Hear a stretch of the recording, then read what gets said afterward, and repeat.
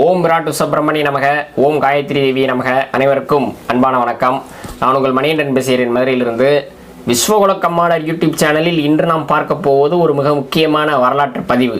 அதாவது கல்தோன்றி மண்தோன்றா காலத்தே வாளோடு முன்தோன்றிய மூத்தகுடி நம் தமிழ்குடி.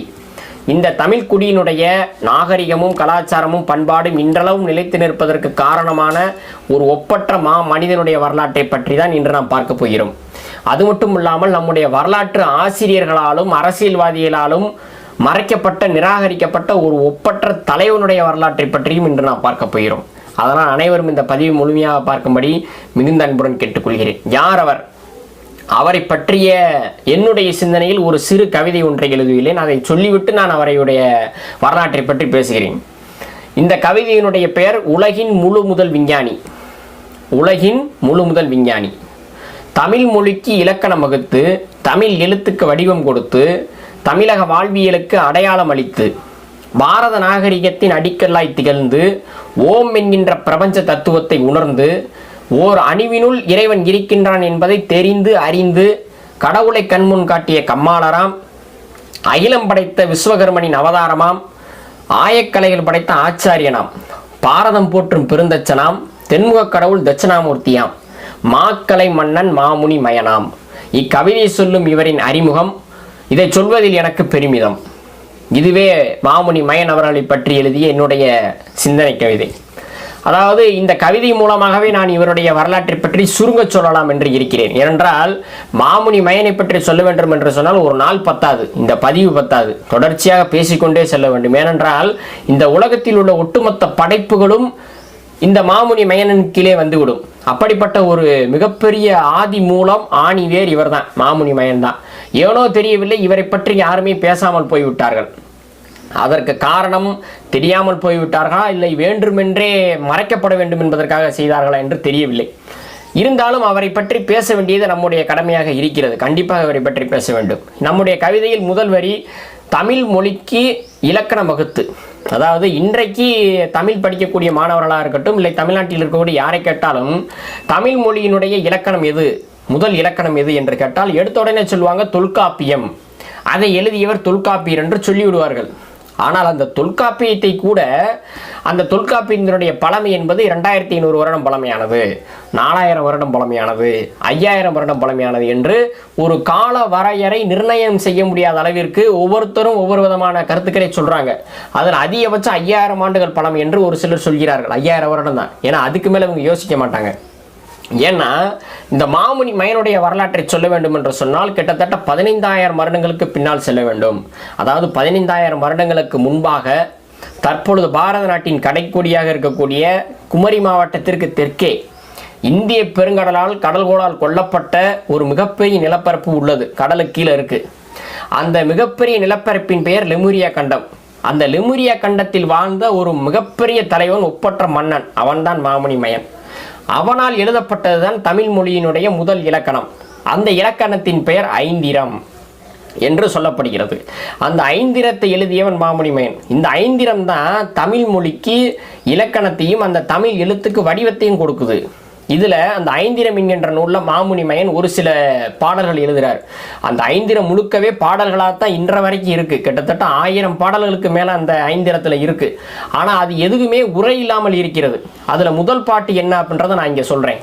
அதாவது ஒளிமுதற் கண்ட விண்ணொலி ஓசை வெளிமொழி ஓமென விளம்பற்பாற்றே, நிறையொலி நேரொலி வெளியொலி விண்மொழி மறையொலி ஓமென வலுத்தற்பாற்றே என்று சொல்லி என்று தொடங்கி ஒளியியல் வரிவியல் வடிவியல் உருவியல் ஒளியியல் 5ஆய் உரைக்கப்படுமே, எழுத்தைய சொல்லே பொருள்கட்டணியன வலுத்து மைந்தியல் முறைநெறி வழக்கே, ஐந்தியல் மொழியா எண்ணிலை எழுத்தாய் வந்த தொல்மரபே முந்து செந்தமிழாம் என்று நமது மாமுனி மயன் அந்த ஐந்திரத்தில் சொல்கிறார். முதல் வரி என்ன? ஒளிமுதற் கண்ட விண்ணொலி ஓசை வெளிமொழி ஓமென விளம்பற்பாற்றே. நம்முடைய விஸ்வகர்ம பகவானை பற்றி நாம் பேசும்போது இதைத்தான் நான் சொன்னேன். அதாவது இந்த உலகம் தோன்றுவதற்கு முன்னால் இருள் சூழ்ந்து அமைதியாக காணப்பட்டது. அப்பொழுது ஓம் என்கின்ற ஒரு ஒளி மட்டும் கேட்டுக்கொண்டிருந்தது. அந்த ஒளியானது நாளடைவில் வெளிச்சமாக மாறியது.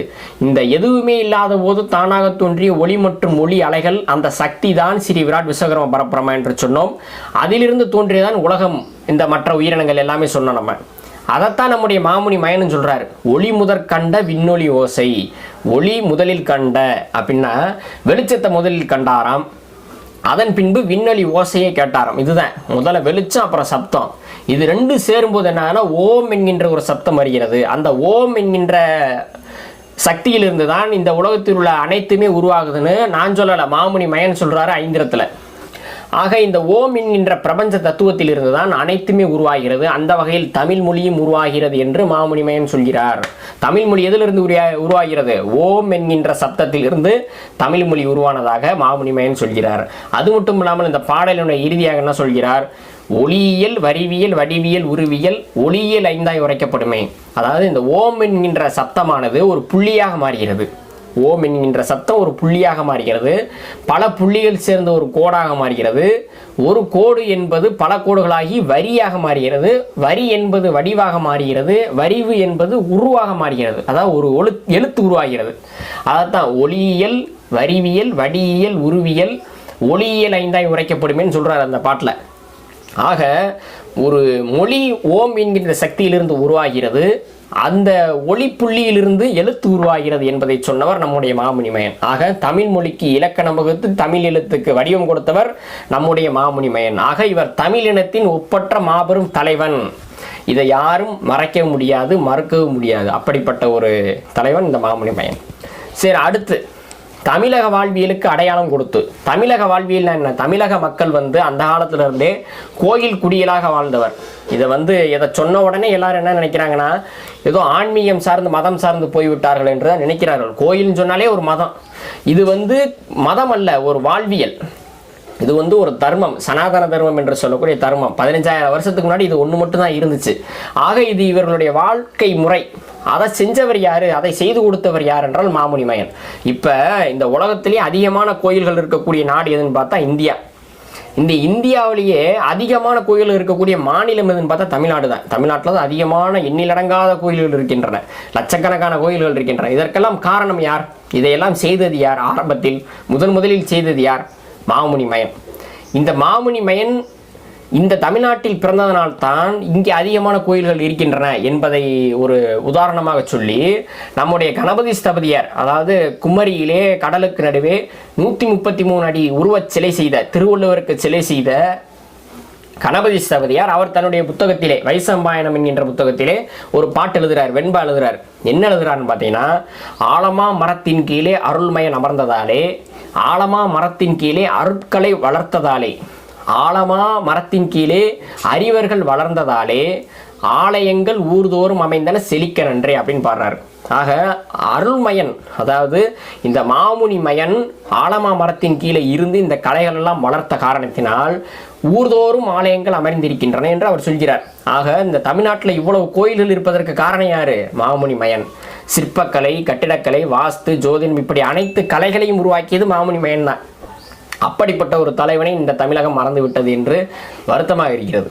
அடுத்து ஓம் என்கின்ற பிரபஞ்ச தத்துவத்தை உணர்ந்து, அதைத்தான் நம்ம ஃபர்ஸ்ட் வரியிலே அவர் சொல்லிட்டார்ல, நம்ம ஐந்திரத்தில் முதல் வரியில, ஒளி முதற் கண்ட விண்ணொலி ஓசை வெளிமொழி ஓமன விளம்பரப்பாற்று என்று ஓம் என்கின்றதுல தான் எல்லாமே வருது, உலகமே உருவாகுது, மொழியும் உருவாகுது என்று சொல்லிட்டாரு.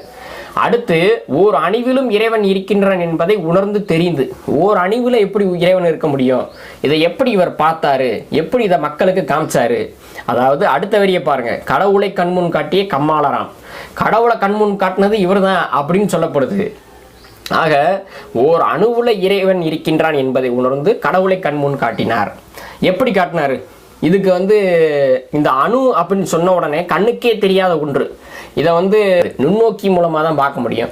அப்போ இந்த அமெரிக்க அணு ஆராய்ச்சியாளர்கள் கிட்டத்தட்ட ஒரு 100 வருஷத்துக்கு முன்னாடி தான் ரூதர்ஃபோர்டு அப்படின்றவர் தான் இந்த அணுவை கண்டுபிடிச்சு இந்த அணுவை பிளக்க முடியும், இந்த அணுவை பிளந்து பார்த்தால் உள்ளே எலக்ட்ரான், புரோட்டான், நியூட்ரான் மற்றும் வெட்ட வெளி கொஞ்சம் இருக்கிறது என்று அவர் கண்டுபிடித்தார். யாது ரூதர்ஃபோர்டு என்பவர் கண்டறிந்தார் 100 வருஷத்துக்கு முன்னாடி.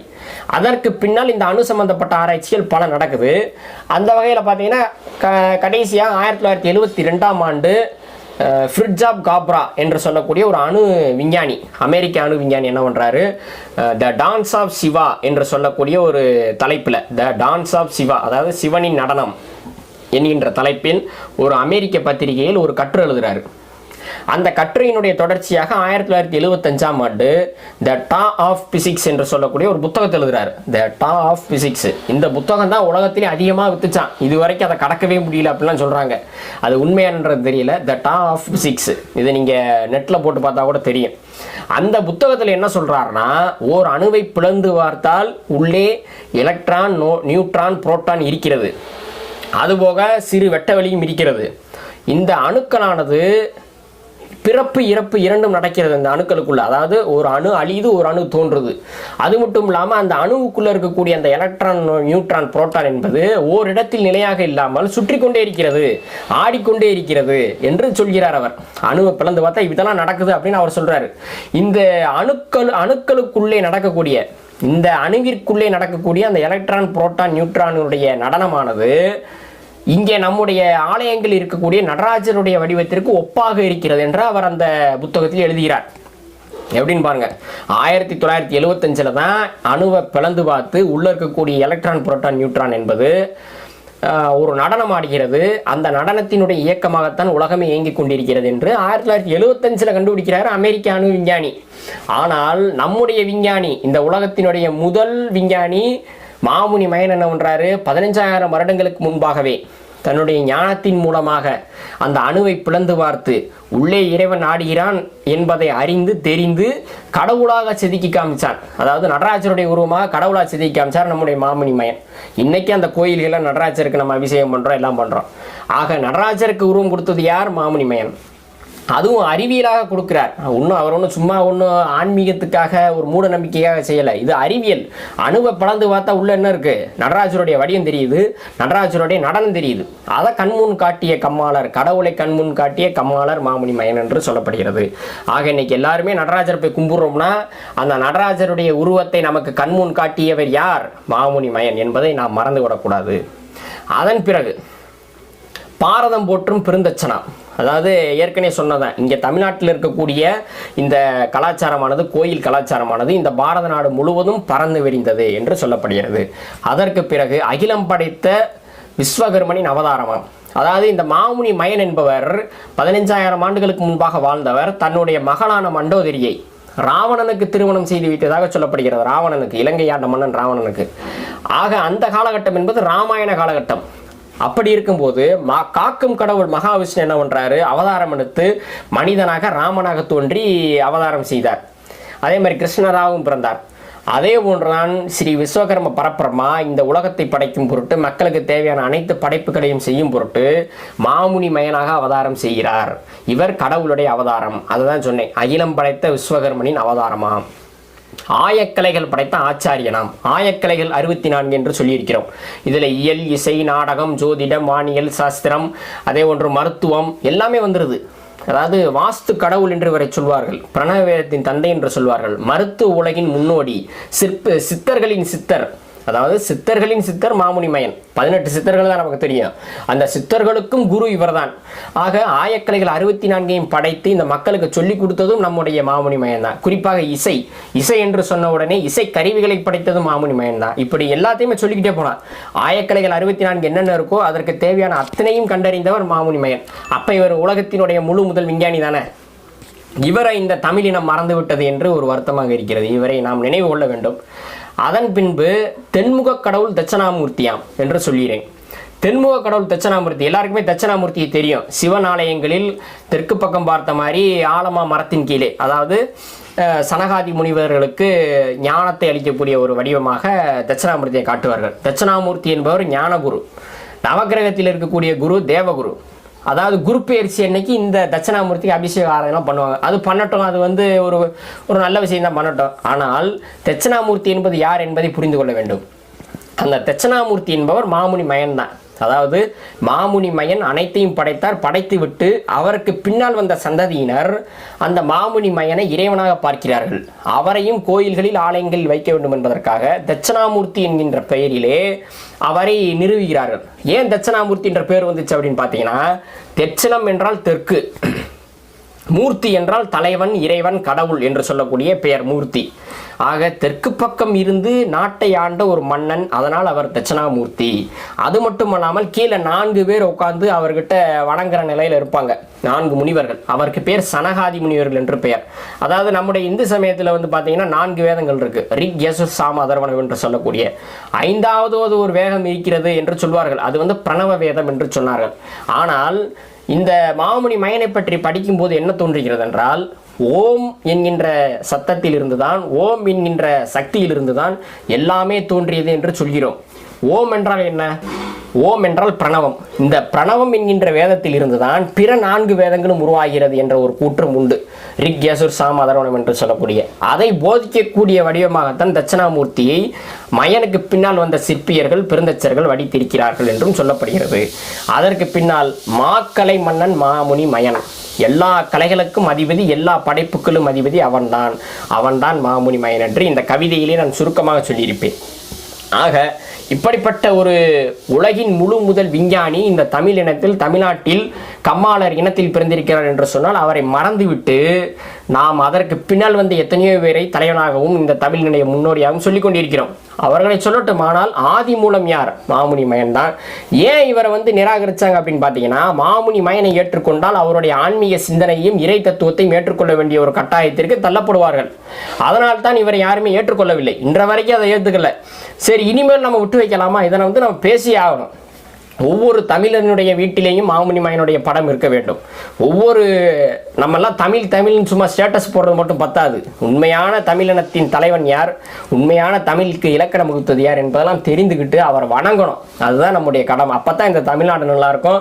இந்த தமிழ்நாடு வந்து இன்றைக்கி நம்ம பெருமை பேசுகிறோம்ல, தமிழ் நாகரிகம் தான் உலக நாகரிகத்தினுடைய தொட்டில் என்றெல்லாம் பேசுகிறோம். கீழடியை தோன்றும் உள்ள நிறைய விஷயங்கள் கிடைக்குது, ஏகப்பட்ட கலை நுணுக்கங்களான விஷயங்கள்லாம் கிடைக்குது. அதுக்கெல்லாம் காரணம் யார்? மாமுனி மயன் தான். தஞ்சை பெரிய கோயிலை பற்றி பேசுகிறோம், மதுரை மீனாட்சி அம்மன் கோயிலை பற்றி பேசுகிறோம். இப்படி கட்டடக்கலை, சிற்பக்கலை, வாஸ்து எல்லாத்தையும் பற்றி பெருமையாக பேசுகிறோம். உலக நாடுகளே இங்கே வந்து வியந்து பார்க்குது, இந்த இந்தியர்களுடைய, தமிழர்களுடைய கட்டடக்கலையை பார்த்து வியக்குது. அதுக்கெல்லாம் காரணம் யார்? மாமுனி மயன். இவரை வணங்க வேண்டியது ஒவ்வொரு தமிழனுடைய கடமை. நமது மாமுனி மயனுடைய அவதார தினமானது வருடாவரணம் தைப்பூசத்தன்று கொண்டாடப்பட்டு வருகிறது. அந்த வகையில் இந்த ஆண்டு 18/1/2022 செவ்வாய்க்கிழமை தைப்பூசம் வருகிறது. இந்த நாளில் அனைவரும் அவரவர்கள் இல்லத்தில் மாமுனி மயனுடைய உருவப்படத்தை வைத்து பூஜை வழிபாடுகள் செய்ய வேண்டும். அது மட்டுமல்லாமல் சிவன் கோயில்களில் தட்சிணாமூர்த்திக்கும் சிறப்பு பூஜை, வழிபாடு, அர்ச்சனை இதெல்லாம் செய்து வந்தால் அந்த மாமுனி மயனுடைய அருள் என்பது அனைவருக்கும் கிடைக்கும் என்பது 100% உண்மை. பிறப்பினால் மனிதனாகி, சிறப்பினால் தேவனாகி, அறப்பெருஞ்செயலால் நாளும் மறந்தவன் ஞானியாகி, பிறப்பிறப்பில்லா தெய்வப் பேரொருள் கலைத்திறத்தால் சிறப்பமை சிற்பங்கண்ட திருவருள் மயனே போற்றி என்று அந்த மாமுனி மயனை வேண்டிக் கொண்டு, இந்த மாமுனி மயன் அவர்களுடைய வம்சத்தினருக்கும், இந்த நாட்டு மக்களுக்கும், தமிழக மக்களுக்கும், உலக மக்களுக்கும் எல்லா விதமான சகலவித சௌபாக்கியங்களையும் வழங்க வேண்டும் என்று கேட்டுக்கொண்டு, மீண்டும் அடுத்த பதிவிலே மாமுனி மயனுடைய சாதனைகளை பற்றி தொடர்ந்து பேசுவோம் என்று சொல்லிக்கொண்டு, உலக மக்கள் அனைவரும் நீடூடி சந்தோஷமாக வாழ எல்லாம் வல்ல இறைவன் ஸ்ரீ விராட் விஸ்வகரம் பரபிரம்மத்தை வேண்டிக் கொண்டு விடைபெறுகிறேன். நன்றி, வணக்கம்.